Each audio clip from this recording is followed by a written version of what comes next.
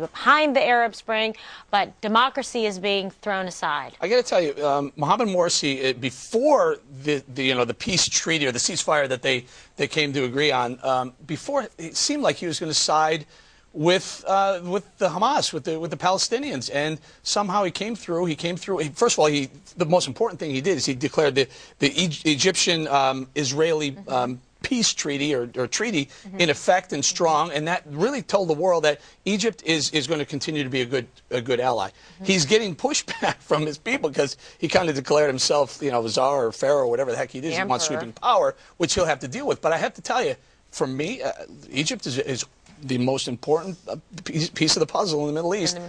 They seem to be playing well. Dana, I saw. It really saddened me because the people of Egypt, the citizens that participated in Arab Spring, they fought for their own self-determination. They wanted to trust their government. They wanted to be a part of it. What Morsi did on Saturday was basically say, yeah, all that you fought for, all that we went through, forget it. I'm going to become the new Mubarak, basically. Right. And he isn't Mubarak, but and then our State Department was, we have to issue a condemnation, but it was sort of weak because we need to work with him because of what Eric just said.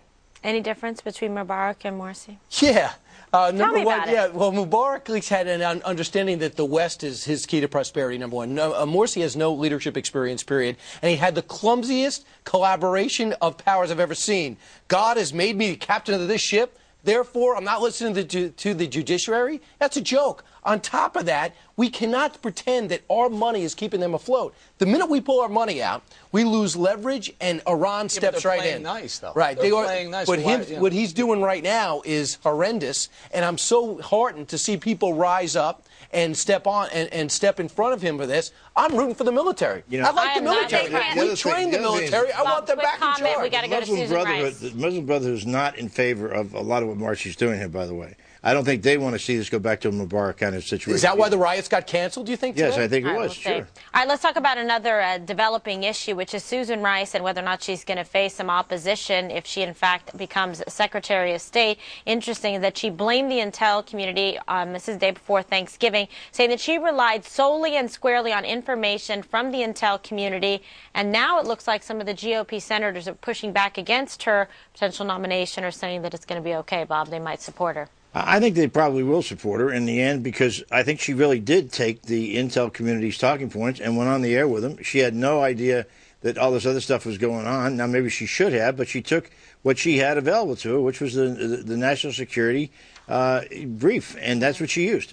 I'm pretty surprised. Yeah, very quickly. I'm pretty surprised that Senator McCain is pushing back now. He came out very vehemently against Susan Rice being the Secretary of State, confirming, almost indicating that he would filibuster her nomination for Secretary of State. But on Fox News Sunday, different position. Well, he certainly backtracked on it. I'm not sure that he didn't want to. Either he wants to filibuster maybe John Kerry, or he doesn't want to be seen as they don't want to be seen as a filibuster party. But I did find myself a can of WD-44. Why? Well, it's because Barack Obama seems to be sliding past everything. This is great. He slipped past Fast and Furious. He slid right past Benghazi with this, and now he's going to slide right into a re-election the second term with an 8%. Notice that's pointed right at Bob. Can I make a contrary? One of the weakest, yeah, don't spray that at me. If the lights and match, I'll go up in flames here. All right, Brian, so what do you think? This is kind of an about-face? You think she's going to get pushed through with the nomination? Here's the deal. John McCain and Senator Lindsey Graham would be crazy to say, I'm not going to accept or listen to her side of the story. That's not what they're about. They're going to give him a chance to speak up, number one. Number two, Peter King nailed it on Sunday. He said, yeah, the intel community might have given you papers and talking points. That's no excuse not to ask you, not to use your own intellect and your own inquisitiveness to try to find out answers on your own, especially when the whole world is in New York City, where you can pick up the phone and say, what do you read on this? Because for the last 5 days, I'm getting this was Al-Qaeda. And I'm not going to go out there and make myself look bad. Why are the senators pulling back on I have a reason. Go. I don't know this for sure. This is just, it's a gut instinct. If you read Carl Cannon today of Real Clear Politics, straight down the middle kind of guy, he writes about how, touching on your thing, about how bizarre this whole story is and how they've slid past it and it doesn't actually pass a smell test. But I think the reason that the Republican senators can back off, if that's what they're doing, is because last week, national liberal columnists came out and said, it's not just the Benghazi thing. Let's forget about that.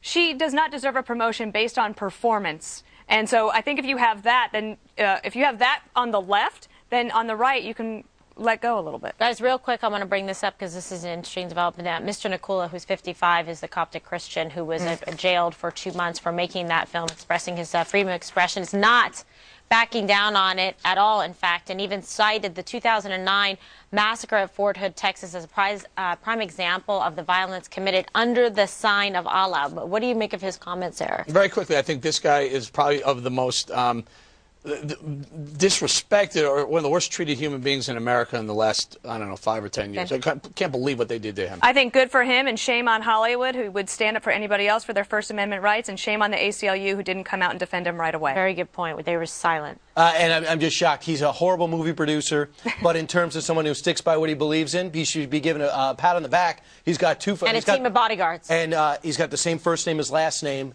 And he's a little confusing to talk about because we look at him looking like the Invisible Man. But for the most part, he really believes as though he's telling the truth about Muhammad, and he's not backing off. Well, he's got. Well, I mean, he's got. He thinks he's telling the truth about Muhammad, but anybody that produces a bad film that is incendiary as this one is in the Muslim world, I don't have any sympathy for the guy at all. You should arrest him.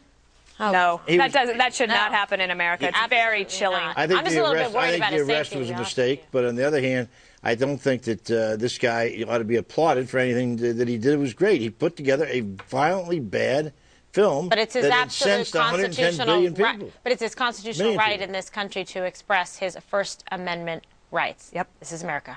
Coming up, a crucial piece.